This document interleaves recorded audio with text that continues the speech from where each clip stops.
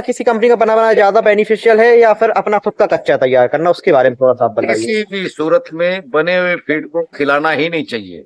ऐसा क्यों अंकल जी? ऐसा इसलिए कि वो रेट को कम करने के लिए उसमें क्या क्या डाल देते हैं, जिससे कभी बार पशु भी खराब हो जाता है। जैसे सस्ते चीज में लगा चीज फंगस लगी हुई है, जी वो जी चीज को खरीद के उसके अंदर डाल देंगे। जी जी उनको तो वो बेनिफिट मिल गया, जी पर जी। उसका नुकसान कौन करेगा?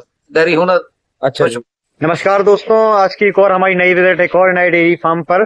नए तो नहीं कह सकते, काफी अनुभवी डेयरी फार्म, और काफी टाइम हमने सर के फार्म पर विजिट करके अच्छी अच्छी जो जानकारी सर से लेने का प्रयास किया गया है। तो इसी क्रम में हम एक बार फिर हरी सिंह डेयरी फार्म पर आए हैं, तो सर से हम थोड़ा सा नाम और परिचय लेंगे। जो भी नए व्यूअर्स हैं वो नहीं जानते होंगे, तो उनको सर आप एक छोटा सा परिचय दीजिए अपना। मैं सतीश क्वात्रा, जी जी और हमारी फर्म जो हुई थी 1950 में, हमारे फादर सरदार हरि सिंह डेयरी फार्म के नाम से है, और आज ही उसी नाम से ही चल रही है। जी जी सर। और मैं उनका लड़का हूँ। जी सर। तो दोस्तों, हम हरी सिंह डेयरी फार्म पर आए हुए हैं। जो भी पुराने व्यूअर्स हैं वो सभी लोग सर के फार्म से, सर के चेहरे से और सर की जो डेयरी फार्मिंग के नॉलेज से भली भांति वाकिफ है। सर जी, आज की हमारी जो वीडियो का एक मुख्य टॉपिक रहेगा डेयरी फार्मिंग व्यवसाय पे, बच्चों के ऊपर, कि क्या सरकार द्वारा अगर लोन लिया जाए और एक अच्छी खासी अगर सब्सिडी मिल जाए तो बल्क में बच्चों को कैसे पाल के बढ़ाकर इंसान डेयरी फार्मिंग कर सकता है, जहां पर दूध का रेट नहीं है। तो उन किसानों के लिए आप बताइए थोड़ा सा। देखो, गांव देहात के अंदर बच्चा जी जी भैंसों के जानवरों को पालना बहुत ही बेनिफिशियल विषय है। जी जी। और आजकल गवर्नमेंट की इसके ऊपर काफी सब्सिडी वगैरह भी दे रही है। अच्छा जी। पर अपना सोचना यह है, जो भी पशु पाले कम से कम ब्रीड अच्छी रखें। अच्छी अगर ब्रीड का अच्छी जी। ब्रीड रखेंगे तो उसका रिजल्ट भी अच्छा रहेगा। अच्छा जी। तो जानवर तैयार करने में डेयरी वाले इसलिए सक्षम नहीं हो पाते कि उनके पास जगह कम होती है। जी जी नंबर 2, उनको फीड जो है खरीद के देनी पड़ती है। जी जी गांव देहात के अंदर ग्रीन वगैरह होता है, तो उनको कम कॉस्ट के ऊपर बच्चे तैयार हो जाएंगे। जी पर जी। यही ध्यान रखें, नस्ल अच्छी होनी चाहिए, कम से कम मुर्रा नस्ल के रखें अच्छा तो जी। ज्यादा अच्छा है।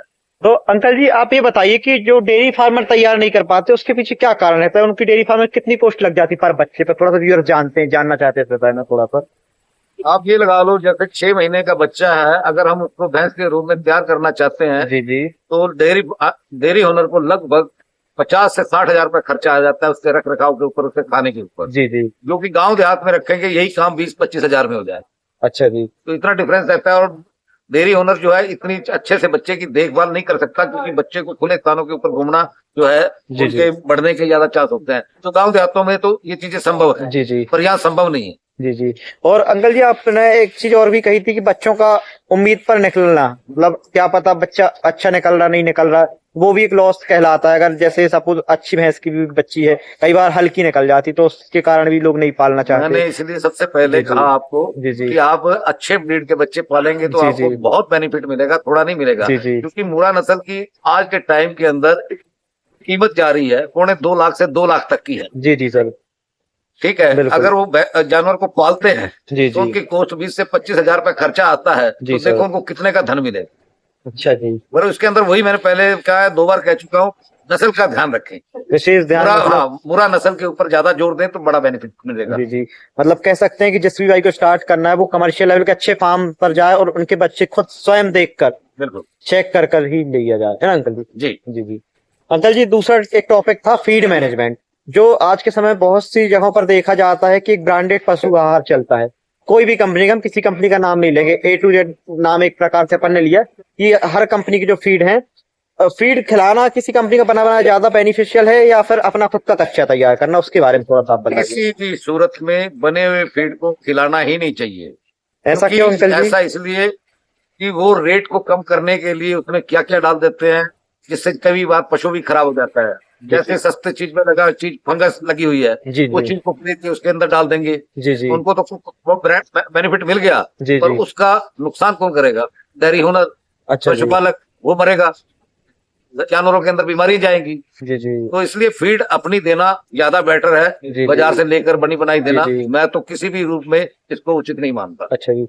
अंकल जी, आप ये बताइए कि मतलब जो फीड में मतलब फंगल वगैरह आ जाता है या जो भी चीज डालते हैं, उसमें उनका क्या ऐसा बेनिफिट रहता है, और किस प्रकार का जो पदार्थ है जिसमें ज्यादा मतलब चीजें मिला देते फंगल टाइप की, मतलब जिसमें अपसी चीजें ज्यादा होती है जिस फीड में, उसको कैसे मतलब जस्टिफाई टाइप का थोड़ा सा कीजिए ताकि व्यूअर समझे कि उसमें ऐसा क्या अपशिष्ट चीजें मिला दी जाती हैं कुछ थोड़ा जैसे सा। पुरानी राहर पड़ी है, जी जी। पुरानी चूनी पड़ी है, उनमें फंगस लग जाता है, तो वहां से खरीद लेते हैं आधे रेट के अंदर, अच्छा जी। तो अपनी कीमत लगाते हैं पूरी, उनको तो बेनिफिट मिल जाता है, मर जाता है पशुपालक, अच्छा जी। उसको नुकसान पहुंचता है, जानवर जी। खराब हो जाते हैं। कहने का मतलब ये है कि जो उनको सस्ता मिलता है तो उसको बल्क में कर देते हैं, और कुछ ऐसे क्या कुछ केमिकल्स वगैरह भी मिला जिससे एकदम से देखा जाता है प्रोडक्शन बढ़ जाता है। कई बार अपन को सुनने को मिलता है कि आप फलानी कंपनी का फीड खिला रहे हो, दूध आपका बढ़ गया। आपने कभी ट्राई किया अंकल जिस टाइप का कुछ की नहीं किया हमने कभी? सब कुछ ट्राई करके देख लिया है, जो अपने हाथ से फीड बनाने का बेनिफिट है जानवर जी। के लिए तो वो उचित है, जी और जी। बाहर से बनी बनाई फीड वो क्या मिला दे उनका कोई पता नहीं है, कौन जी सी जी। दवाइयां यूज करें ये भी नहीं पता दूध बढ़ाने के लिए, जी जी। लॉन्ग टर्म के अंदर जानवर खराब होता है। जी जी। जैसे कि अंकल जी देखा जाता है आप ट्रेडिशनल से डेयरी फार्म कर रहे हैं, मतलब जनरेशन से आप लोग डेयरी फार्मिंग कर रहे हैं, तो उस दौरान आपने ये ही रिजल्ट मतलब आपको निकला कि खुद का जो फीड बनवा मतलब फीड तैयार करते हैं, मतलब 10-5 प्रकार के जो भी हर मोटे अनाज है उनको कलेक्ट करके ही पिसवा कर ही देना ज्यादा उचित रहता है? देखो फीड का रेट जो हम ले रहे हैं बाजार से, उसकी जी। कॉस्ट इतने की नहीं पड़ती, वो फालतू पड़ती है, उससे सस्ते रेट में कोई देगा और खुद भी कमाएगा तो जी क्या जी। आपको अच्छी चीज दे पाएगा? बिल्कुल नहीं दे पाएगा। तो यही कारण है कि अपनी फीड दें। अच्छा अंकल जी, बिल्कुल बिल्कुल।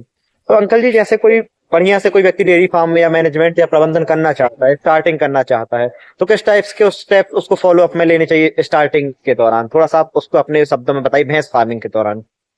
देखो भैंस आज के टाइम के अंदर जी जी। नौजवान पता नहीं चाहता है कि नहीं चाहता, बाकी इस काम के अंदर जो गवर्नमेंट ने सुविधाएं दे रखी हैं जी। बहुत बेनिफिट है, पर जो आदमी मेहनत करेगा जानवर को टाइम देगा जी ये जी। प्रॉफिट वही प्राप्त कर सकता है। जो कहे भाई लेकर लोन ले लिया, सब्सिडी है, खा जाएंगे, बैठते ही कार ले ली और ये चीज ले ली, उस आदमी के लिए ये काम जी ठीक जी। नहीं है। मतलब कहने का मतलब जिस तरीके से अगर आप 10 भैंस का व्यवसाय शुरू करते साल भर में जो पूंजी देगी, अगर आप उसको सेव करके दोबारा इसी में रिटर्न करना चाहोगे तभी आप रहोगे, अदरवाइज आपने उस पूंजी से कुछ भी खरीद लिया अपने लिए, गाड़ी है कुछ भी आजकल A तो to Z। बहुत बेनिफिट है, जी।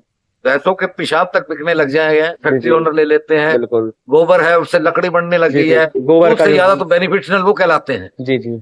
और उसके लिए कोई खास मशीनें लेने की भी कोई आवश्यकता नहीं होती। जी जी। सिंपल ढंग से गांव देहात में तो बहुत जगह होती है, अब 10 जानवरों का आप गोबर ही इकट्ठा करोगे आपको इतना रेट मिल जाएगा, आप सोचिए नहीं बिल्कुल, जो उसके आपने बताया लकड़ी वगैरह जो गोबर की या उपले वगैरह जो बना करके जी जी। व्यवसायीकरण करके।